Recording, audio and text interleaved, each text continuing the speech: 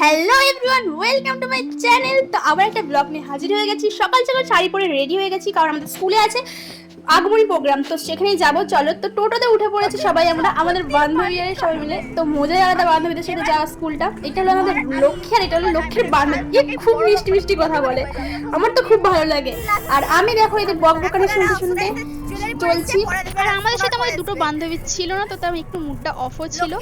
দেখতেই পাচ্ছেন লক্ষ্মীকে স্বর্গ থেকে মরতে নামানো হয়েছে, আর এখানে লক্ষ্মীর বান্ধবী।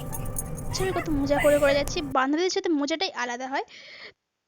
অবশেষে 7 সমুদ্র অতিক্রম করে স্কুলে পৌঁছাতে পারলাম। আর স্কুলে এসে আবার ফ্যাচলামি স্টার্ট হয়ে গেল, সবাই মিলে এক জায়গায় যা পড়লে যা হয়। গাইস দেখতে পাচ্ছ আমি কত মজা করি। এবার আমি লক্ষ্মীর কাছে ক্যামেরাটা নিয়ে গেলাম, তো সে লজ্জা পেয়ে আবার পালিয়ে গেল।